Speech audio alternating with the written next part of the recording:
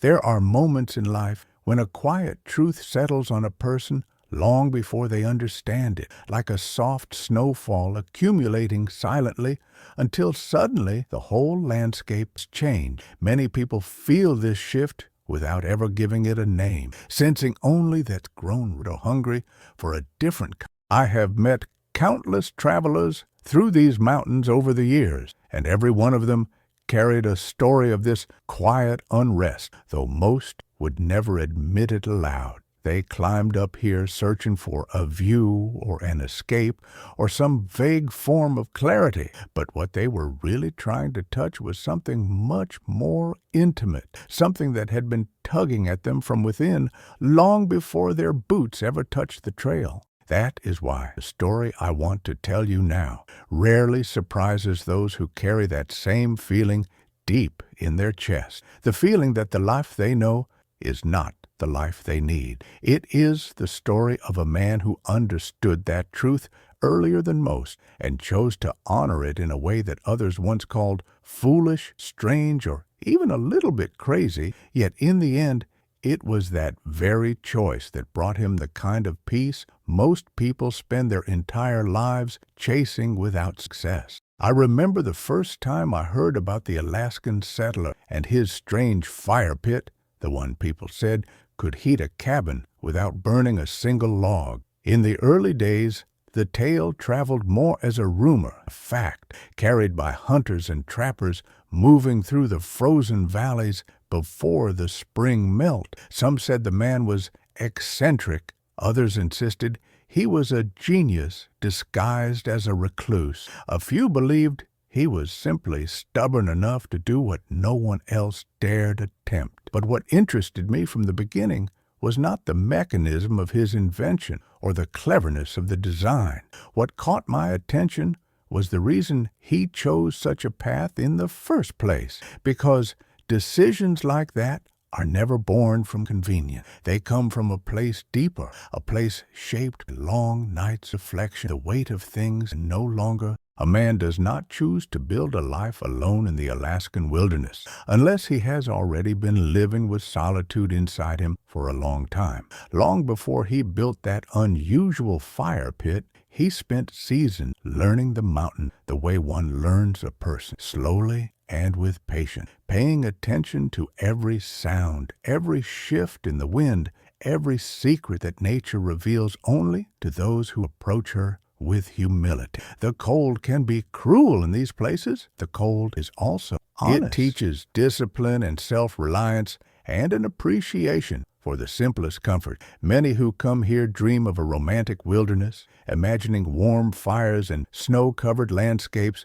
that look softer than they feel. Only a few understand that survival is not a fight against the land, but a collaboration with it. He was one of the few. He understood that true comfort is not found in abundance, but in efficiency, in harmony, in using what the mountain offers and asking for nothing more. That mindset is what eventually led him to design a heating system that baffled the neighbors who visited him on rare occasions. They expected piles of split firewood, axes stuck in stumps, and smoke rising constantly from the chimney. Instead, they found a cabin warm as late autumn, even in the coldest weeks of January. Yet no fire burned within its walls. People often assume that those who live alone in the mountains are running from something, but that is only partly true. Most are not fleeing danger or shame or catastrophe. They are escaping the slow exhaustion of a life that demands too much noise and too little meaning. When he first came here,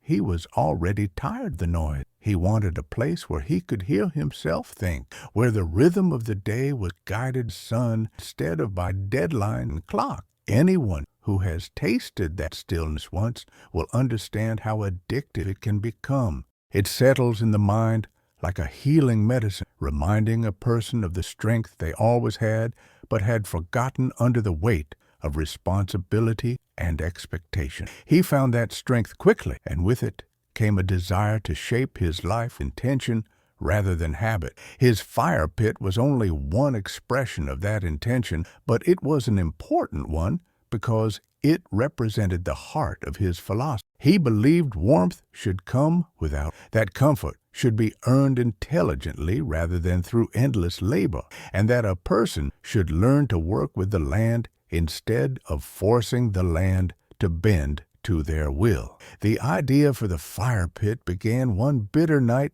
when temperatures dropped lower than anyone predicted.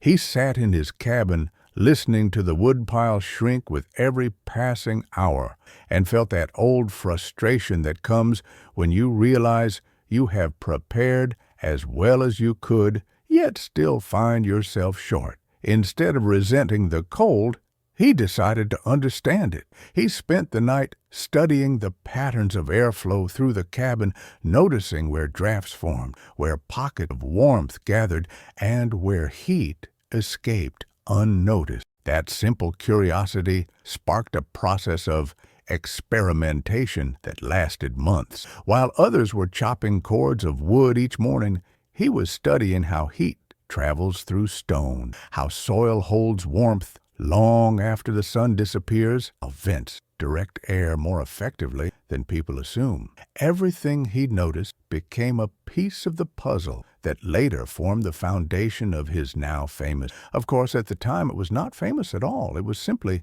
practical. He was a man living alone in one of the coldest regions of the country, and he wanted a solution that made sense for solitary life. There is a lesson hidden in that mindset that many people never consider. We often look at the challenges before us, assume the only answer is to work harder rather than smarter, to force our way through the difficulty rather than stepping back and asking whether there is a gentler. Nature rarely chooses force when patience will do. Snow takes its time falling, ice forms gradually, rivers carve their way through stone over centuries rather than minutes. He learned from nature, observing her pace. In doing so, he discovered a kind of wisdom most modern people never slow down long enough to grasp. The beauty of his approach was that it did not require expensive tools or advanced material. It required only awareness, creativity, and a willingness to question the assumptions everyone else accepted.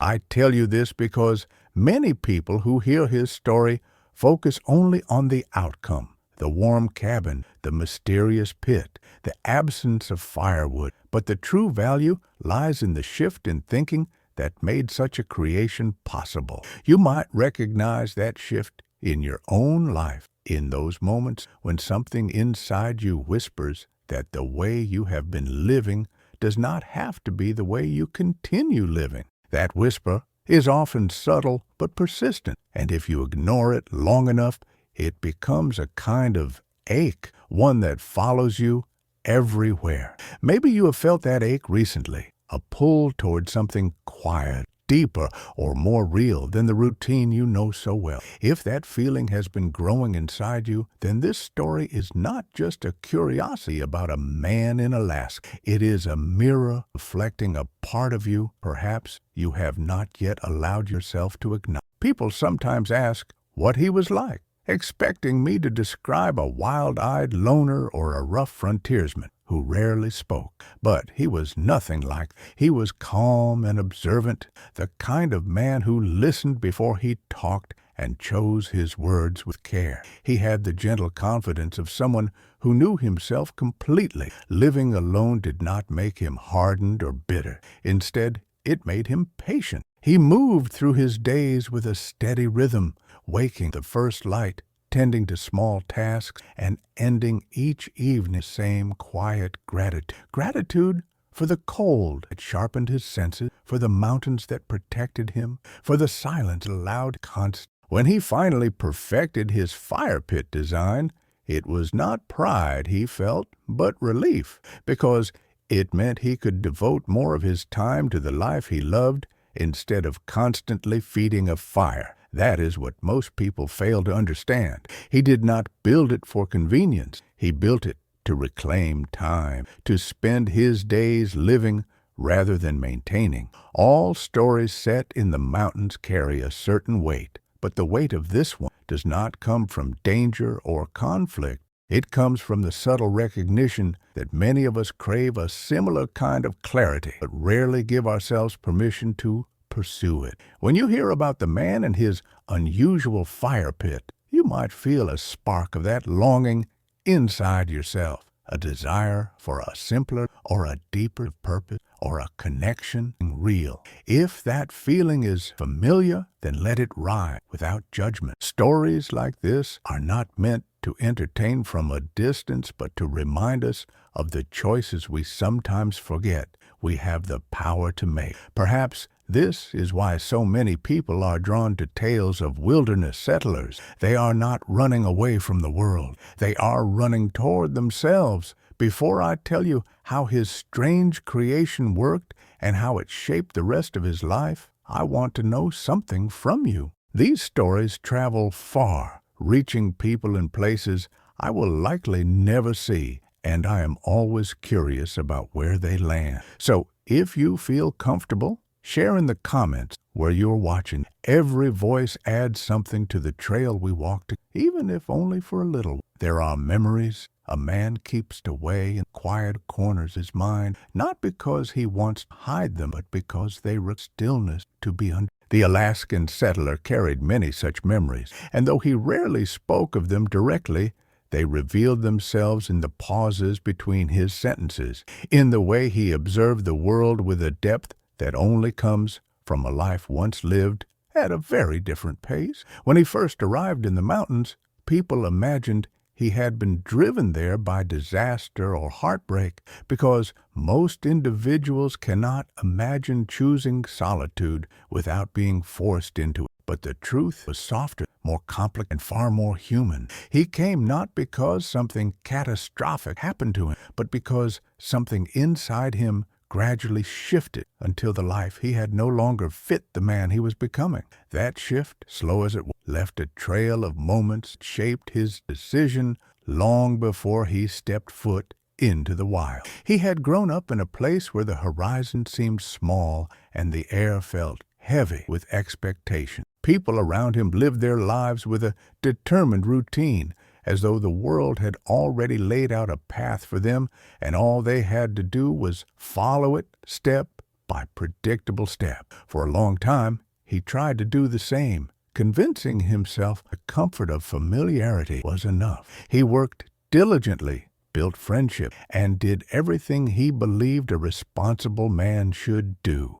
Yet, even in those years, he often felt a restlessness pressing against the edges of his thoughts, a quiet awareness that something essential was missing. It was not loneliness exactly, nor dissatisfaction with the people in his life. It was the absence of space, the absence of silence, the absence of the rawness that makes a person confront who they truly are beneath the layers of responsibility and expectation. He remembered the exact moment he realized that the life he lived could no longer sustain him. It was late in the evening, the kind of night when the city lights blurred into a soft haze against the low clouds. He had been sitting alone for a long day of surrounded distant hum of traffic and the glow of screens that never seemed to turn off. In the midst of that familiar noise, he felt sudden, almost painful. His heart beat quickly, not from fear, but from recognition, as if something inside him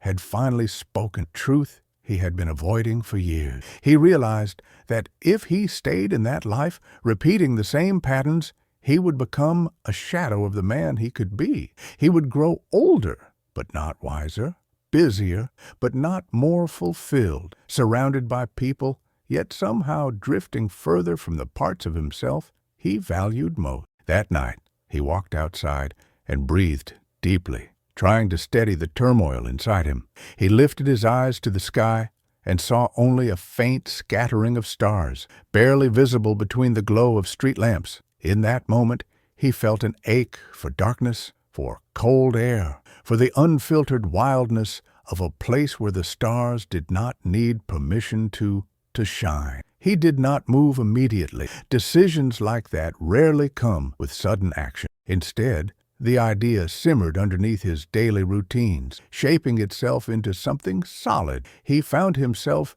yearning for mountains, reading stories of wilderness explorers and studying maps with a hunger he did not fully understand. He spent nights imagining what it would feel like to wake up to silence instead of alarm, to walk outside and feel the ground speak through its shifting texture rather than listening to the hum of engine and pavement. Slowly, he began letting go of the life he had known. The process was not dramatic. It was quiet, deliberate, almost tender, like a man gently freeing himself from a rope he tied years before without realizing the knot would one day feel too tight. When he finally made the decision, it surprised even him how calm he felt. He sold most of his belongings, keeping only what he believed would serve him in the mountain. Friends questioned him, gently at first and then with concern. They wondered if he was lonely, depressed, overwhelmed, or running from responsibility. But he explained that it was none of those things. He simply wanted to live a life that made sense to him, a life where he could hear his own thoughts without interruption. Some understood, others did not, but their understanding was not what he was seeking. He was seeking himself, and for the first time he felt certain that the only place he could truly listen was far from the noise. The day he left, he felt no fear. As the plane carried him toward Alaska, he stared out the window at the clouds below, feeling a profound peace settle over him. He knew he was stepping into a life of uncertainty, one that would require strength and resilience. But he also knew that this path, the only one that could lead him to the clarity he had long been craving. When he first set foot on the trail that would eventually lead to his cabin site, the crisp air filled his lungs with a sensation so pure that he paused to savor it. The wind carried the smell of pine and earth, and he felt as though he had finally re-entered the world after years of holding his breath. He chose his cabin location with care, walking for days until he found a small clearing embraced by trees and backed by a ridge that sheltered it from the harshest winds. The land felt right to him, not because it was easy, but because it was honest. Everything about the wilderness demanded presence. There was no room for distraction or pretense. Every sound, every temperature shift, every rustle of branches told a story he could not ignore. For the first few weeks, he spent his days gathering logs, cutting beams, stacking stone, each action grounding him more deeply into the life he was building. The work was hard, but the difficulty brought him a kind of joy he had never felt before.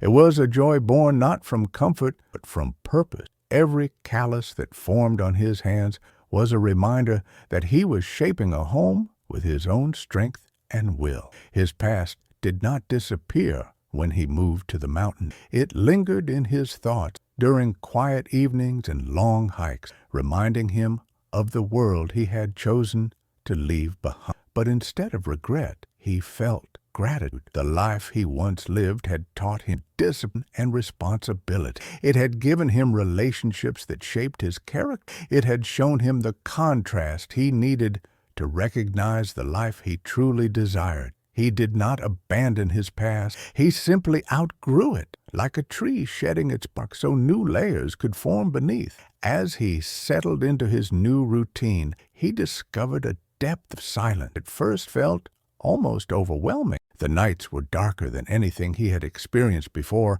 and the sound of the wind sometimes woke him with haunting intensity. But instead of interpreting these sensations as threats, he welcomed them as invitations to grow stronger, more attuned, more aware. The silence was not empty. It was full of subtle details. The faint shift of snow, the distant cry of an owl, the murmuring of the forest breathing around him. He realized quickly that solitude was not the absence, but the presence of a different kind of life, one that required attentive listening. Over time, the memories of his old life softened. He no longer replayed conversations or worried about the decisions he left behind. The mountains stripped away the unnecessary layers of thought, leaving only the essential. What mattered were the tasks before him, the weather patterns he studied, the animals whose tracks he followed, and the structure of the home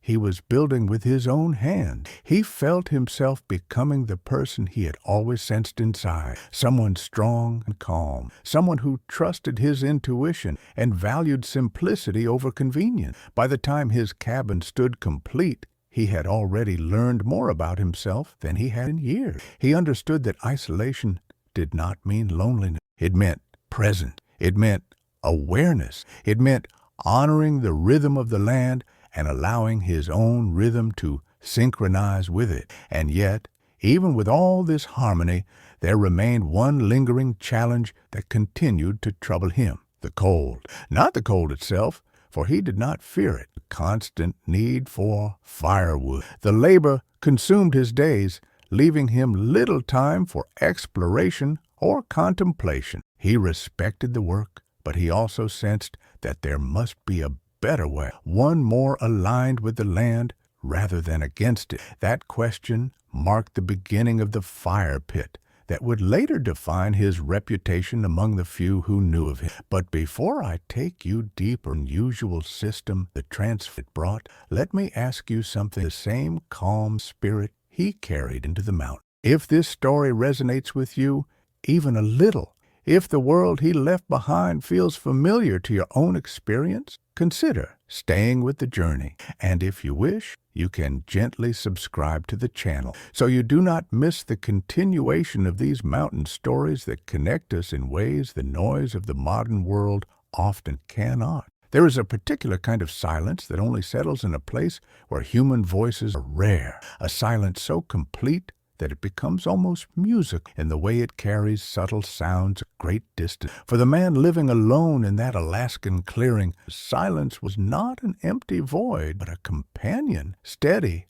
and attentive, shaping the rhythm of his days with a gentle authority. Each morning, he would step out his cabin and feel the cool air settle against his skin like an old friend greeting him without needing words. The forest around him breathed in slow, deliberate pace, and he learned to match his own breath to that. In those early hours, when the sky was still deep with twilight and the frost clung to the edges of every pine needle, he often reflected how different his life had become. There were no alarms, no hurried footsteps, no crowds pushing him into motion.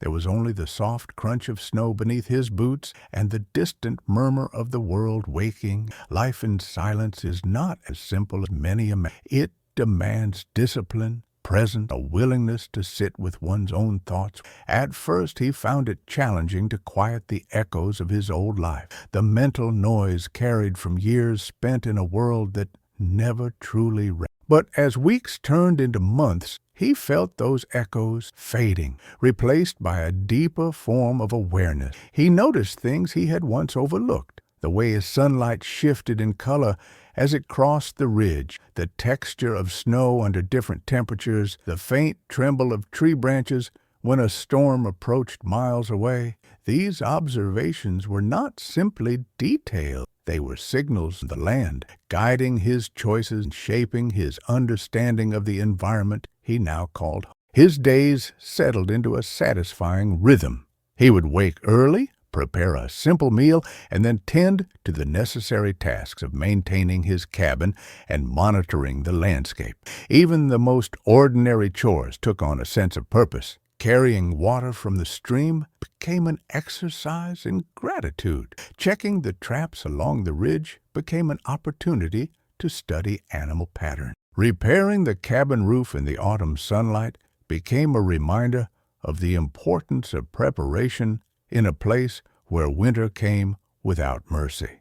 Yet for all the work he did, the silence remained the foundation of everything, shaping his thoughts and reinforcing the calm that had drawn him here in the first place. There were moments when the world felt so still that he could hear his own heartbeat echoing through the quiet, a steady reminder of the life pulsing within him. In those moments, he often found himself reflecting on the journey that brought him here.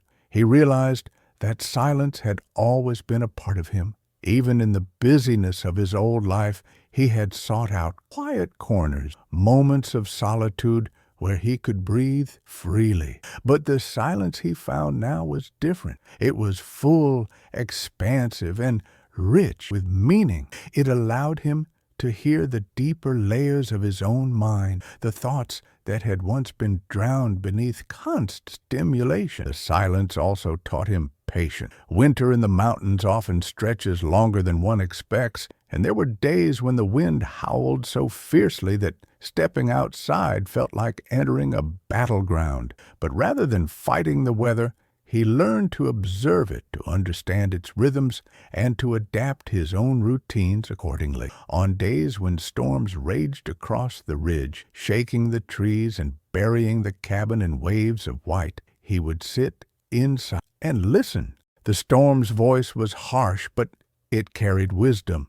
It reminded him that nature does not negotiate or apologize. It simply is, and the only way to survive is to respect that reality. Even the long nights of winter, when the sun barely rose and darkness lingered like a thick blanket, a sense of peace rather than fear. He lit a single lantern in the evening, letting its warm glow fill the cabin while he sat by the small table he had built from rough planks. Sometimes he read old journals he had brought with him, not because he needed the words, but because they helped anchor him to the world beyond the mountain. Other nights he simply sat and listened to the wind weaving through the trees, its tone shifting as the storm moved across the valley. In that stillness he found a clarity he had experienced before. Thoughts that once tangled together now arranged. The problems that once seemed overwhelming felt manageable. The silence gave him space to understand himself, to reflect on his choices, and to appreciate the life he was building. But perhaps the most surprising aspect of his solitary life was that he never felt lonely. Loneliness is often misunderstood. It is not the absence of people, the absence of connection. In the mountains, he felt more connected than he ever had in the crowded spaces of his past. He was connected to the land, to the weather, to the animals whose tracks crossed the snow near his cabin. He spoke aloud sometimes, not out of desperation, but out of comfort, as though the forest around him listened. And in a way it did. The mountains have a way of responding to those who treat them with respect. They offer signs, warnings, and moments of grace to those who pay attention. As spring approached, the air softened, and the snow began to recede, slow, shimmering waves. Meltwater trickled down from the ridge, forming small streams that wound their way past the cabin. The man welcomed the change, yet he felt no rush for warmer days. He appreciated winter for everything it offered, a stillness to the challenge, and he knew each season carried its own lesson. With spring came new work, new growth, and new discovery,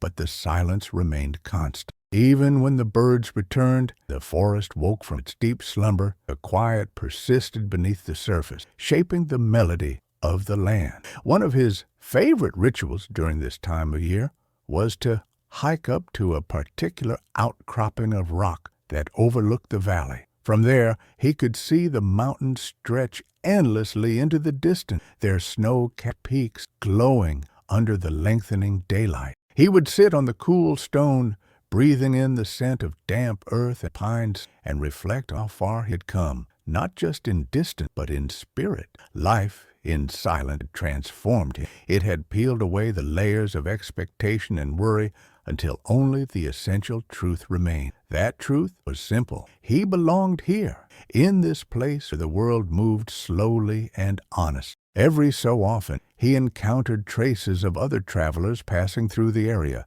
though he rarely crossed paths with them directly. A boot print here, a fading campfire there. He observed these signs with curiosity, but never with a desire to seek out company. His solitude was not a burden, but a blessing. It allowed him to move freely through the world without the weight of social expectation. He felt no need to explain himself, no pressure to fit into a mold created by others. In silence, he was free to exist exactly as he was. It was during one of these long reflective periods that he began to think more seriously about the heating challenge that had troubled him through the winter. The work of cutting and hauling wood had consumed too much of his energy, leaving him little time for exploration or deeper study of the land. While he welcomed physical labor, he believed life should be balanced. And so, as the snow melted, the ground softened,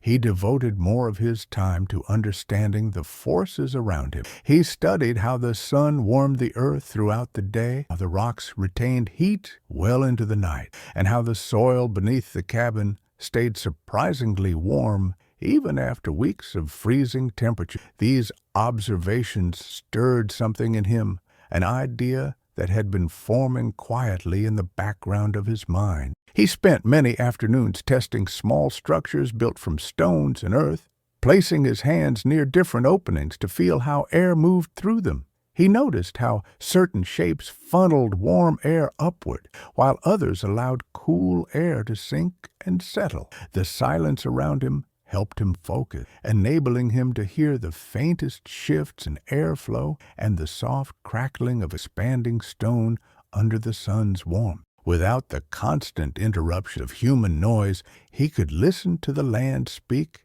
its subtle truth. In time, the man would transform these observations into a remarkable design, a fireless heating system that seemed almost magical to those who heard about it. But before that invention took shape, he continued living each day in harmony with the silence that had become his most trusted guide. The world moved slowly, and he moved with it, at a pace that allowed him to truly see, truly hear, truly live. There are certain moments in a man's life when the world seems to pause just long enough for him to see something he had overlooked for years, something simple yet powerful, rising quietly from the edges of his awareness until it becomes impossible to ignore. For the man living alone in the Alaskan wilderness, that moment arrived one crisp afternoon in early spring, when the ground was still cool beneath his boots, and the last patches of snow clung stubbornly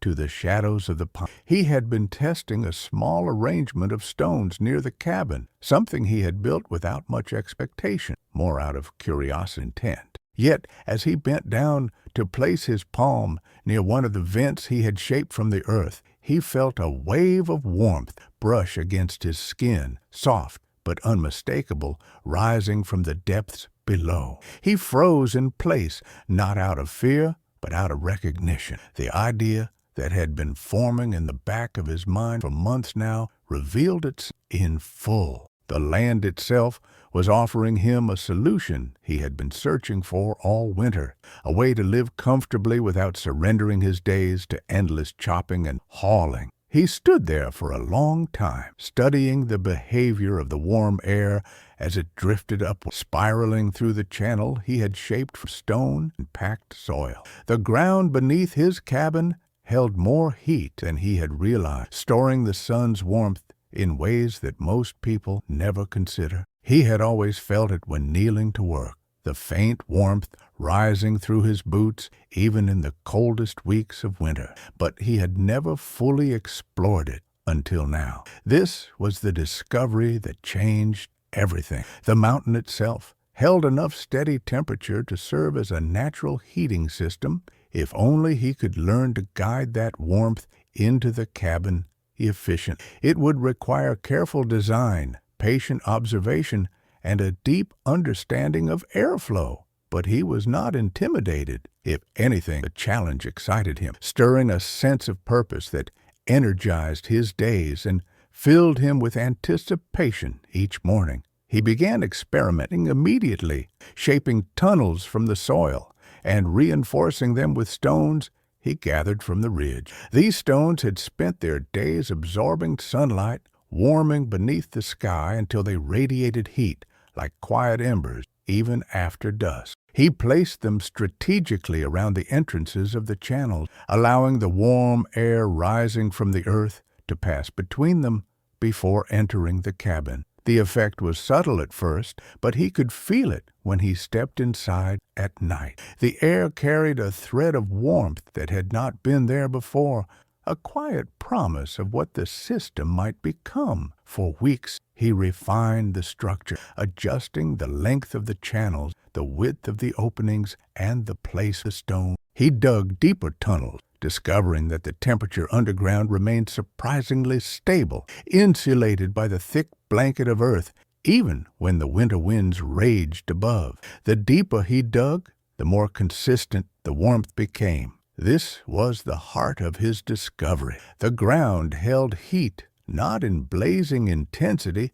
but in steady resilience, and if guided properly, it could warm a small cabin with remarkable reliability. Using only the land, the sun, and his own patience, he was constructing a system that required no firewood, no chimney, and no constant attention. It was a partnership with the mountain, a way of living that honored the natural rhythms of the earth rather than challenging. Every evening, he walked around kneeling to check the airflow through the vents, adjusting stones and smoothing soil with careful precision of someone tuning an instrument. The silence around him amplified his focus, allowing him to hear the faint whisper of air rising through the channels, a gentle hum that told him the system was alive and working. One evening, as he stood outside watching the sky shift from blue to gold, he realized just how far he had come from the life he once lived. Back then, warmth had come from switches and systems he barely understood, conveniences built by others, maintained by others, and taken for granted by everyone. But here, in the mountains, warmth came from the land itself, from his hands, and from the wisdom he had gathered through months of patient study. It made him appreciate comfort in a way he never had before, not as something owed to him, but as something earned through attention and humility. The warmth that now filled his cabin each night carried a meaning far deeper than the glow of an artificial heater. It carried the story of discovery, perseverance, and harmony with the world around him. As the system improved, he began to notice that his days were no longer consumed by the labor of collecting firewood. He had more time to explore the surrounding wilderness, more time to study the weather patterns that shaped the valley, and more time to reflect on the life he was building. He hiked farther than before, wandering across ridges and valleys with a sense of freedom that expanded each time he left the cabin. The land felt familiar now, not because he had conquered it, but because he had learned to listen to it. Every sound, every shift in the wind, and every subtle movement in the forest carried meaning. He could predict snow before the first flakes appeared, recognize the approach of a storm, distant tremor of branches, and sense the presence of animals long before he saw their track. The mountain was no longer a place he lived. It was a partner, a guide, and a source of truth. One morning, after weeks of refinement, he stepped inside the cabin and paused. The air felt noticeably warmer, not stifling or artificial, but comfortably steady, as though the walls themselves were radiating a soft heat. He walked slowly, touching the table, the door frame, the bed frame, feeling the warmth travel through the wood in gentle waves. He closed his eyes and breathed deeply, allowing the realization to settle over him. The system's working. The cabin was warm, without a single log burning, without smoke curling from the chimney, without the crackle of flames or the smell of charred wood. It was a warmth born entirely from the land and shaped by his own hand, something almost unbelievable in its simplicity and its effective. News of his unusual fire pit traveled slowly, carried by hunters, trappers, and the occasional traveler passing through the valley. Some dismissed the story as exaggerated, believing no system could warm a cabin without fire.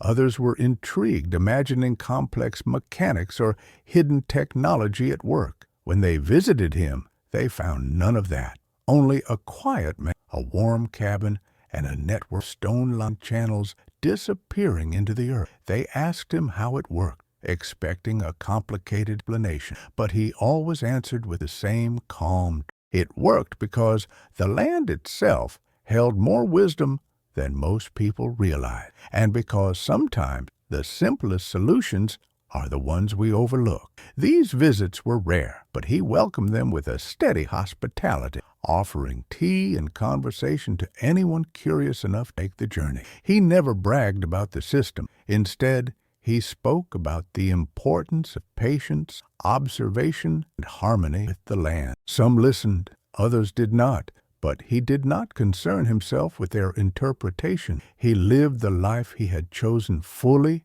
peacefully, and with regret. One afternoon, while walking along the ridge and watching the light shimmer across the valley, he felt a profound, not for the invention itself, but for the journey that led him to it. Every difficult moment, every cold night chopping wood, every hour spent studying the patterns of nature had guided him toward something greater than warmth. They had guided him toward understanding of himself, of the land, and of the quiet wisdom that exists in the spaces most people rush past without noticing. As the sun dipped behind the peaks and the first stars appeared, he made his way back to the cabin, feeling the soft warmth waiting for him inside. He opened the door and stepped into that gentle embrace, grateful for the life he had built and for the mountain that had taught him so much. And as he sat at his table with a warm cup in his hands, he hoped that his story might one day help others see the possibilities hidden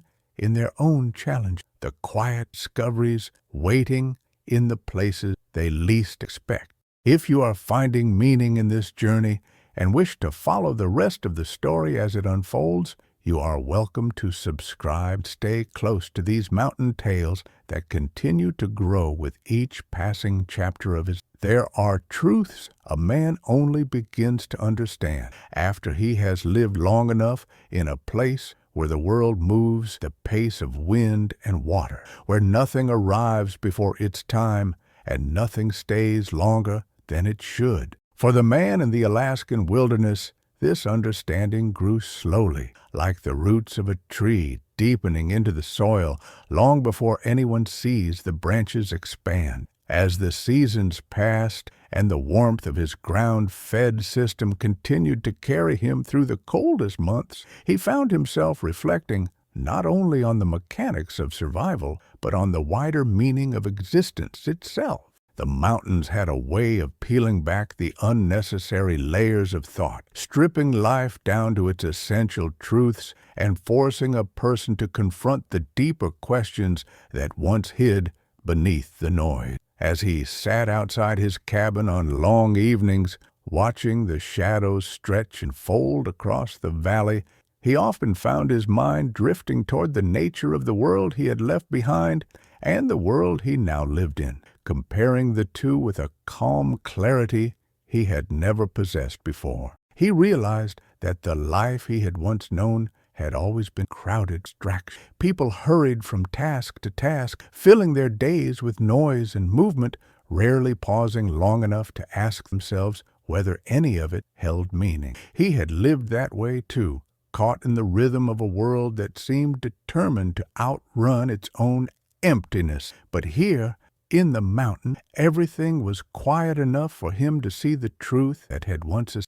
The world did not need to be loud to be full. The quiet was not emptiness, but abundance. Life was everywhere if a man learned how to look. It hummed in the soil beneath his boots, whispered in the movement of branches, sang in the rush of melt water down the mountain. Even the cold held meaning. It reminded him that comfort must be earned and appreciated, not assumed. He learned that the world was not divided into harshness and gentleness, but existed as a single, unified experience where every difficulty carried its own form of beauty. He began to understand that people often misinterpret the idea of isolation. They assume that solitude is a retreat from life, when in truth it can be an immersion into a deeper, more authentic existence. In the city, he had been surrounded by people, yet felt detached from the core of his own being. Here, alone, he felt more connected to everything around him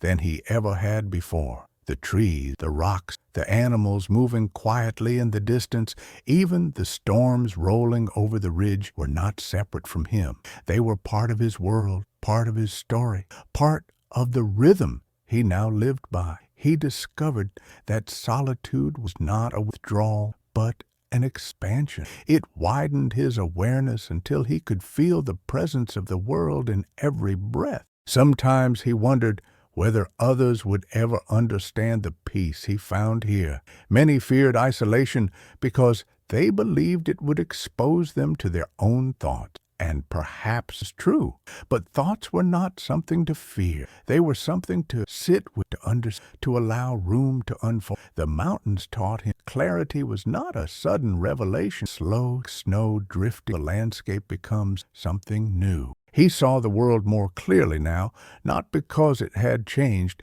but because he had finally given himself the silence needed to perceive it. He noticed small things that once would have slipped past him without a second glance. The delicate way frost formed on fallen branches, the soft glow of sunrise as it touched the snow, the subtle shift in animal patterns as seasons turned. These observations were not trivial. They were lessons. They taught him that life is shaped by attention. What a man chooses to notice becomes his reality. The city had offered him endless stimulation, but it had starved him of meaning. The mountains offered quiet, but in that quiet he found everything he had been missing. He reflected often on the world beyond the peaks, the world filled with urgency, distraction, and constant noise. He understood why people felt overwhelmed by it. They lived at a pace that denied their own humanity, rushing from obligation to obligation without space to breathe. It was not their fault.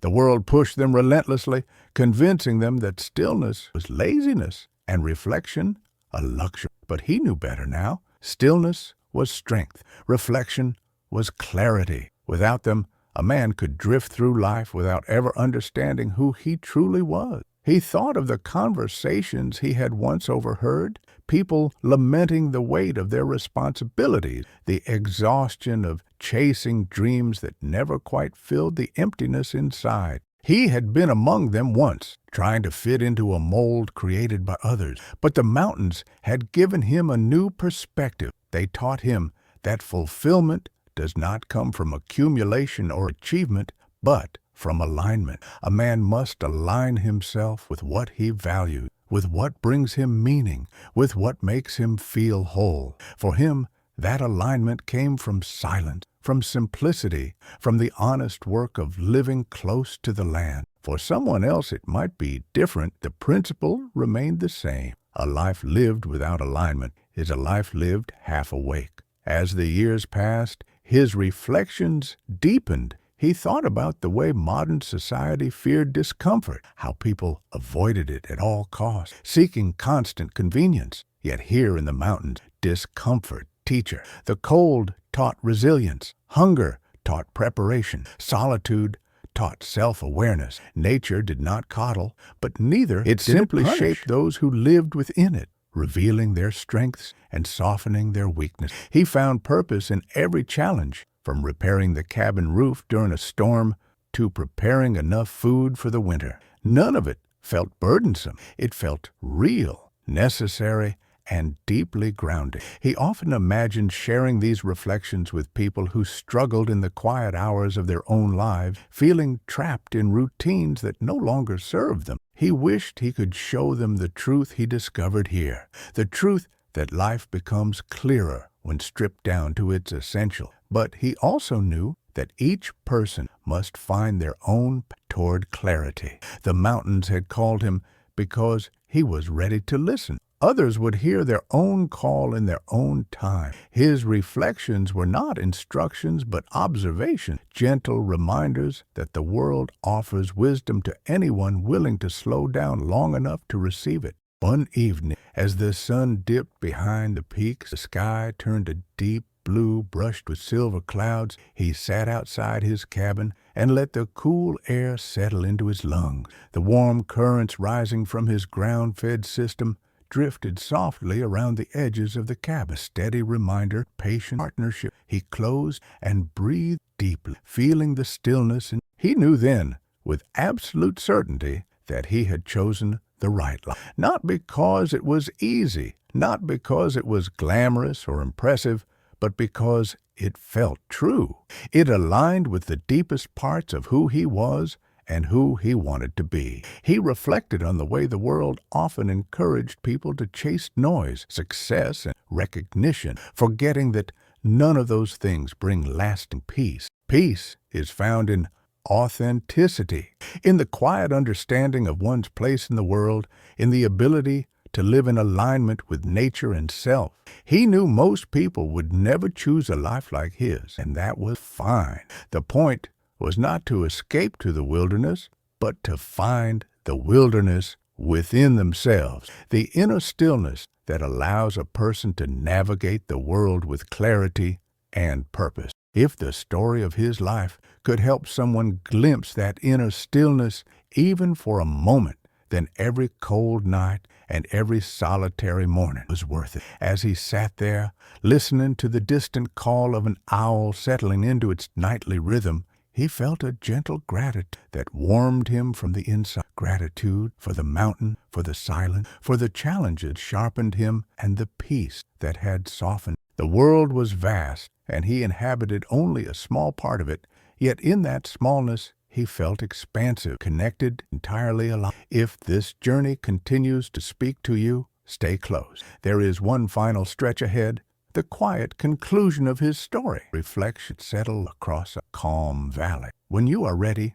I will begin the last. And if you feel comfortable, you may subscribe so you do not miss the next unfolding of his life. There comes a moment in every long journey when a man finally sees the shape of his own life with a clarity that feels almost sacred, as though all the paths he walked, all the storms he endured, and all the silences he listened to were guiding him gently towards single. For the man who had built his life in the Alaskan mountain, that understanding arrived not through a dramatic revelation, but through a slow, steady accumulation of days that blended into one another at grace. He had lived long enough in solitude to see the rhythm of the world unfold, long enough to feel the seasons change, not only in the land, but in his own heart. And now, as the years stretched behind him, like a soft trail disappearing into the wilderness,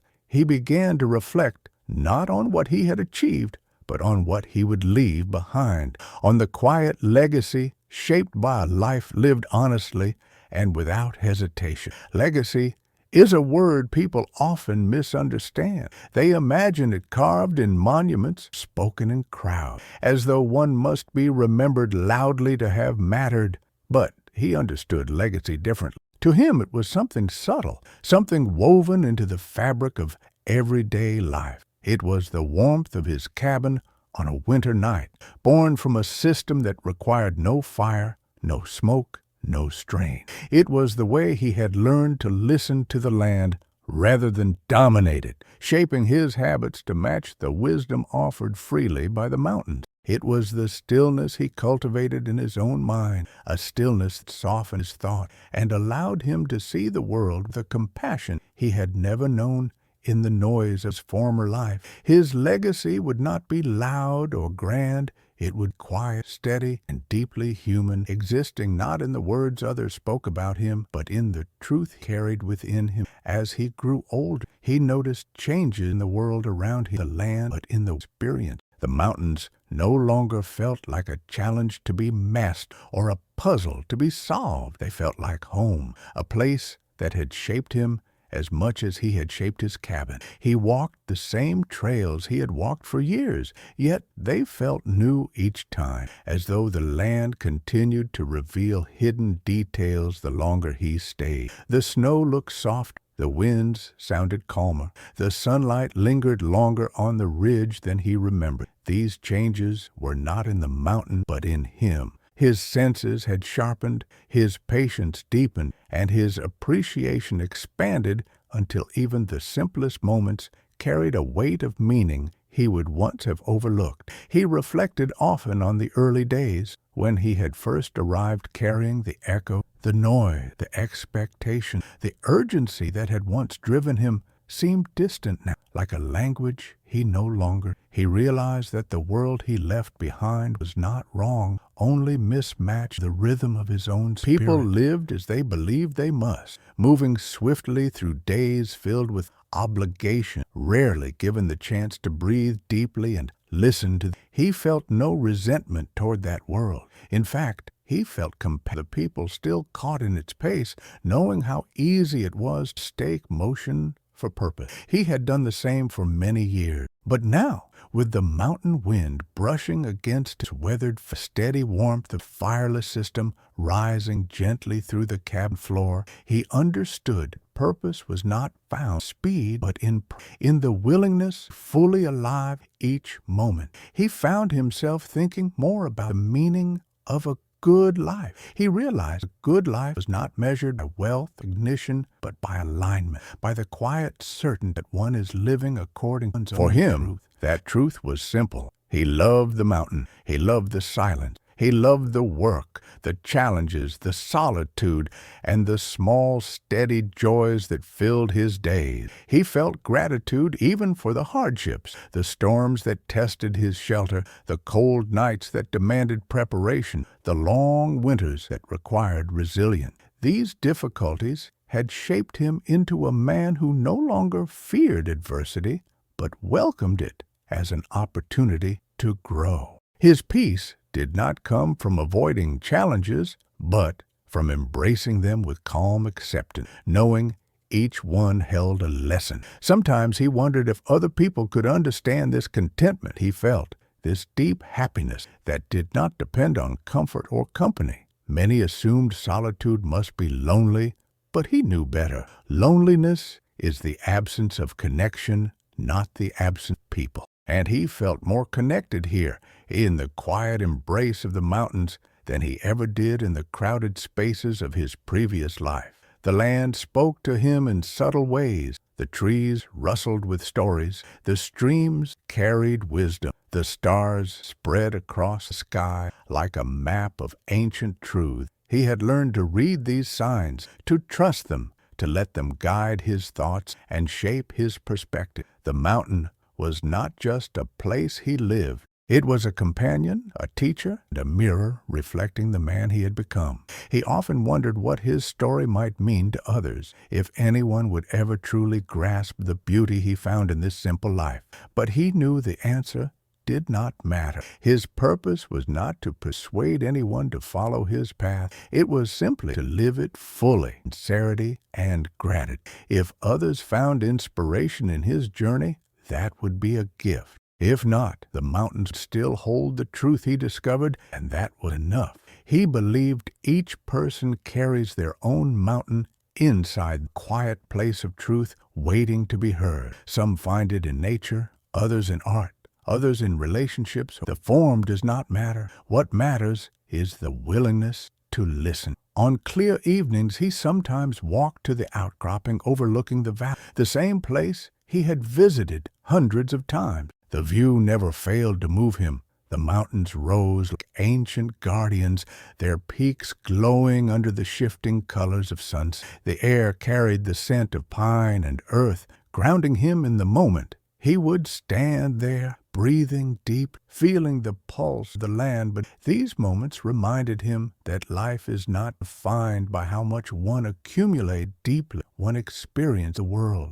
Each breath, each step, each moment of gratitude is its own legacy, shaping the quiet memory of a life lived with prayer. There were times when the future drifted into his thoughts, not with anxiety, but with curiosity. He wondered what stories would remain after he was gone. Perhaps travelers passing through the valley would speak of the strange cabin, warmed without fire. Perhaps someone would discover the network of stone-lined tunnels beneath the soil and wonder about the man who built them. Or perhaps a forest would eventually reclaim the clearing, letting the cabin fade slowly into the earth until no trace remained. The thought did not trouble him. He knew that nothing in life is permanent and that permanence is not the measure of meaning. What mattered was the way he lived, the honesty of his days, and the peace filled his heart. As the years settled into him like gentle snowfall, he carried one final understanding